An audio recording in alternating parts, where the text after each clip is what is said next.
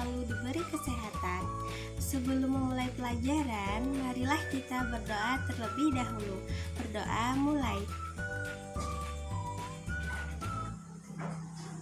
Berdoa selesai. Apakah kalian sudah siap untuk belajar? Sebelum belajar, mari kita simak video berikut ini.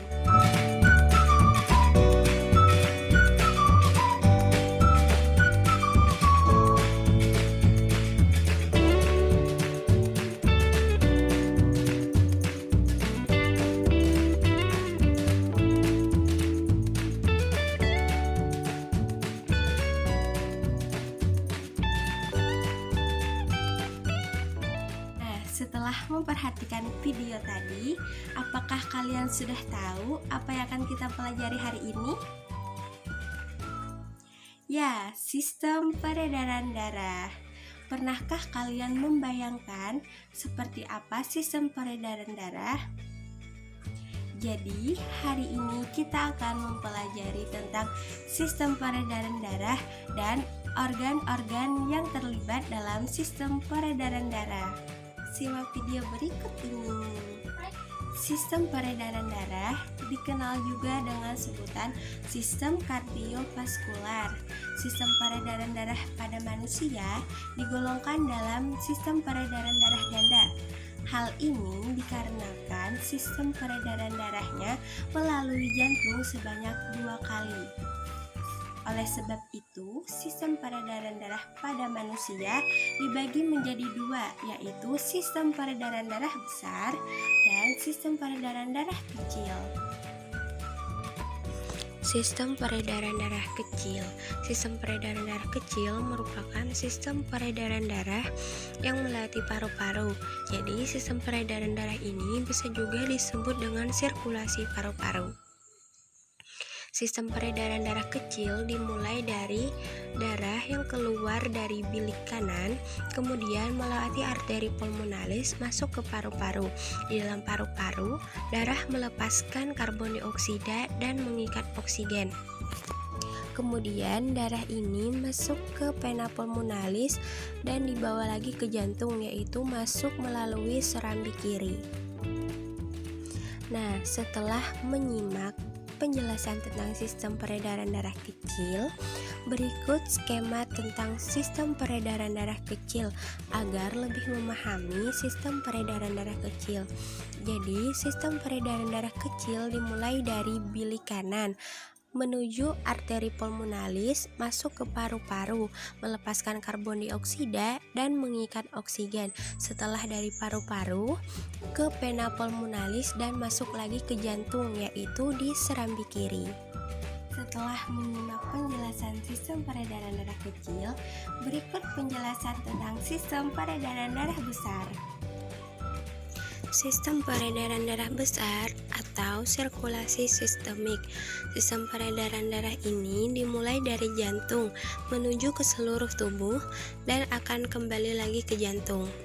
Berikut skema agar lebih memahami tentang sistem peredaran darah besar. Pada sistem peredaran darah besar, aliran darahnya dimulai melalui bilik kiri, kemudian menuju aorta dan diedarkan ke seluruh tubuh. Setelah itu, aliran darahnya menuju ke vena cava, baik itu vena cava superior atau inferior. Kemudian setelah itu dibawa kembali ke jantung, yaitu masuk ke serambi kanan. Sistem peredaran darah besar dan sistem peredaran darah kecil saling terkait satu sama lain. Setelah terjadi proses sistem peredaran darah kecil, dilanjutkan ke sistem peredaran darah besar, dan begitu pun seterusnya. Organ yang terlibat dalam sistem peredaran darah. Yang pertama ada jantung, dan yang kedua ada pembuluh darah. Jantung merupakan organ yang berperan penting dalam sistem peredaran darah. Jantung berperan dalam memompa darah. Jantung terdiri dari 4 ruang. Pertama ada serambi kanan. Bagian jantung tempat masuknya darah yang mengandung karbon dioksida yang berasal dari seluruh tubuh. Kemudian ada serambi kiri. Serambi kiri merupakan bagian jantung tempat masuknya darah yang mengandung oksigen dari paru-paru. Kemudian ada bilik kanan. Bilik kanan merupakan tempat keluarnya darah yang menuju ke paru-paru dan banyak mengandung karbon dioksida. Kemudian bilik kiri. Bilik kiri merupakan tempat keluarnya darah dari jantung menuju ke seluruh tubuh yang kaya akan oksigen. Selain memiliki 4 ruang, jantung juga memiliki 4 katup, yaitu katup tricuspidalis, katup pulmonal, katup bikuspidalis atau katup mitral, dan katup aorta. Katup tricuspidalis bertugas mengatur aliran darah antara serambi kanan dan bilik kanan. Kemudian katup pulmonal bertugas mengatur aliran darah dari bilik kanan ke arteri pulmonalis yang membawa darah ke paru-paru untuk mengambil oksigen. Kemudian katup mitral atau bikuspidalis bertugas mengalirkan darah yang kaya oksigen dari paru-paru mengalir dari serambi kiri ke bilik kanan. Kemudian katup aorta bertugas membuka jalan bagi darah yang kaya akan oksigen untuk dilewati dari bilik kiri ke aorta atau arteri terbesar di seluruh tubuh. Selain memiliki 4 ruang dan 4 katup, jantung juga memiliki 3 lapisan. Yang pertama ada perikardium. Perikardium merupakan lapisan terluar jantung. Kemudian ada miokardium, yaitu lapisan tengah pada jantung. Dan yang ketiga ada endokardium. Endokardium merupakan lapisan terdalam dari jantung. Selanjutnya yaitu pembuluh darah. Pembuluh darah dibagi menjadi 3 pembuluh darah. Yang pertama ada pembuluh nadi, kemudian ada pembuluh vena, dan ada pembuluh kapiler. Pembuluh nadi atau disebut juga pembuluh arteri adalah pembuluh yang mengangkut darah dari jantung. Darah yang diangkut pembuluh ini merupakan darah yang kaya oksigen atau O2 dan miskin CO2, kecuali pembuluh nadi pulmonalis atau arteri pulmonalis yang mengangkut karbon dioksida atau CO2 menuju paru-paru. Selanjutnya pembuluh vena. Pembuluh vena atau pembuluh balik adalah pembuluh darah yang mengangkut darah menuju jantung. Darah yang diangkut kaya CO2 dan miskin oksigen, kecuali pembuluh vena pulmonalis. Pembuluh vena pulmonalis mengangkut darah dari paru-paru menuju jantung yang kaya akan oksigen. Selanjutnya pembuluh kapiler. Pembuluh kapiler adalah pembuluh darah yang menghubungkan cabang-cabang pembuluh nadi atau arteri dan cabang-cabang pembuluh balik atau vena yang terkecil dengan sel-sel tubuh. Jadi, penghubung antara pembuluh nadi dan pembuluh vena adalah pembuluh kapiler.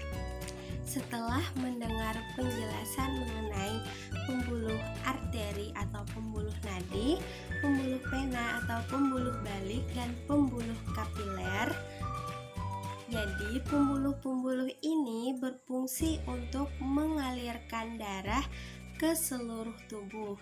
Kemudian berikutnya adalah perbedaan antara pembuluh arteri dan pembuluh vena. Yang pertama tempat. Pembuluh nadi agak ke dalam dan tersembunyi, sedangkan pembuluh balik atau vena dekat dengan permukaan tubuh dan tampak kebiru-biruan. Kemudian dinding pembuluhnya untuk pembuluh nadi tebal, kuat, dan elastis, sedangkan pembuluh vena atau pembuluh balik tipis dan tidak elastis. Kemudian aliran darahnya. Pembuluh nadi dari jantung, sedangkan pembuluh balik menuju ke jantung. Kemudian denyut. Pembuluh nadi denyutnya terasa, sedangkan pembuluh balik denyutnya tidak terasa. Kemudian katup. Pembuluh nadi hanya memiliki satu katup, tempatnya dekat dengan jantung. Kemudian pembuluh balik memiliki lebih dari satu katup dan berada di sepanjang pembuluh.